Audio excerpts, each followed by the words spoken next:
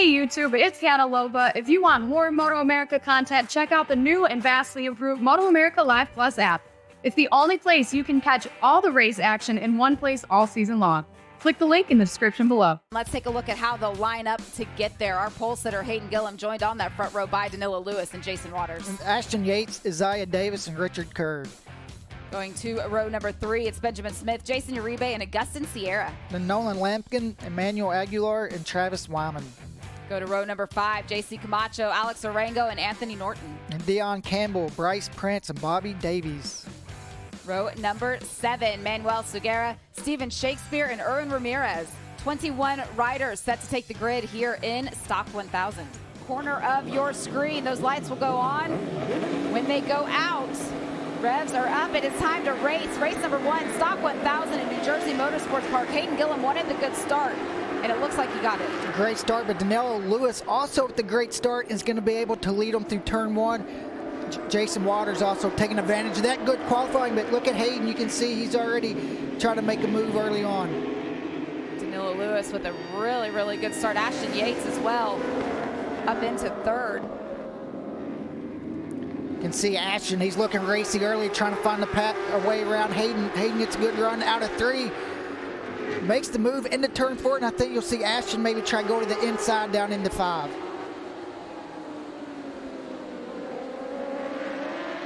Hayden Gillum already able to get back around.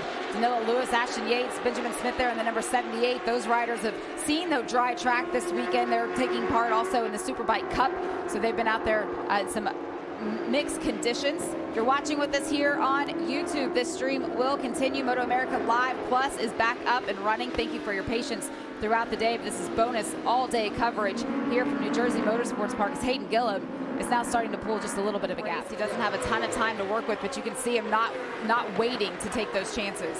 Ashton also makes a move, and so does Benjamin Smith. Both of those two guys got by Danilo Lewis down into turn 1. Yeah, and think about that. This part of the track is just really hard on a Superbike. Remember he mentioned this part of the track where his hand is broke, where it's really difficult, and you can see the bike's trying to wheelie. It looks like Ashton Yates is off track in turn 8, and he's able to rejoin. Unfortunate mistake for Ashton.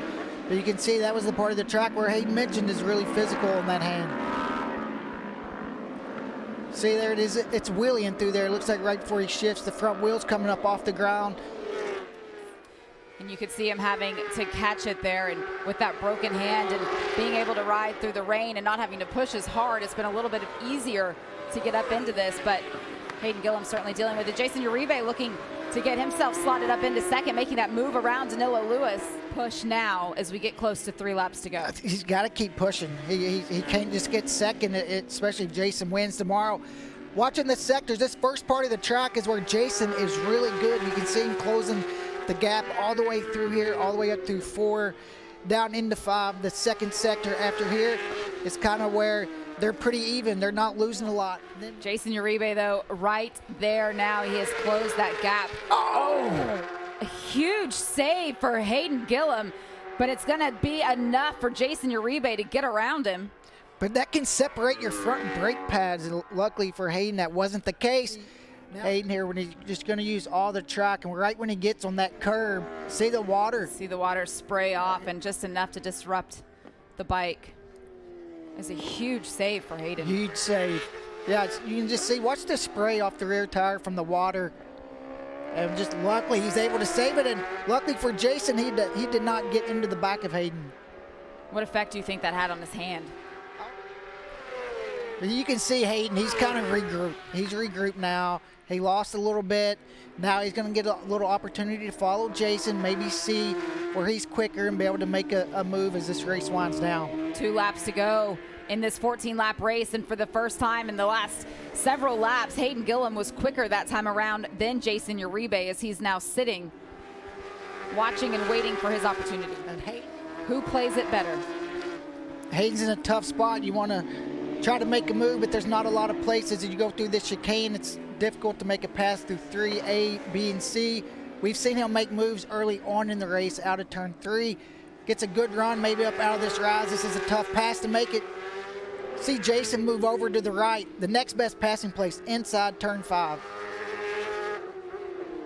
Jason blocks it perfectly down there on the inside. For Hayden Gillum, he did everything he could do at the start of this race to control it. Then that big moment would allow Jason Uribe to get by. But once Jason got by, he continued to put his head down. His only goal was to finish ahead of Hayden Gillum. Now on this final lap, he's done everything he can do to execute. Hayden might try to dive on the inside in this next corner, but he's just not there. His only option now is to try to get a good run through this last sector out of turn 10.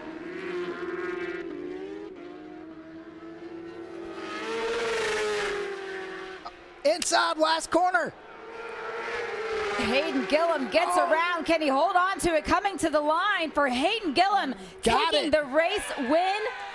Jason Uribe finishing second, 200ths of a second between the two of them. Benjamin Smith rounding out the podium. This is a battle coming to the line. Danilo Lewis, Nolan Lankin.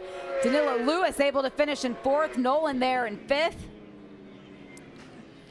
See, he gets a good run out of turn 10. He just kind of lets that momentum keep going to the right. Jason moves over to the left a little bit. Don't expect a lot of passes in this last corner, but look at Hayden, the commitment. This is where he had that big moment in the race. You see the water spraying up. He lifted the bike up a little bit more, able to get a good run.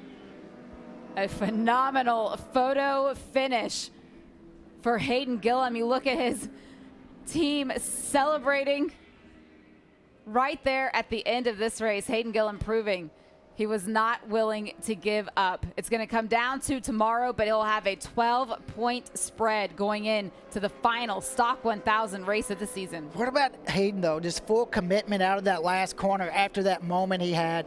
Jason Uribe also. You said it, Roger. It's all about family. Yeah.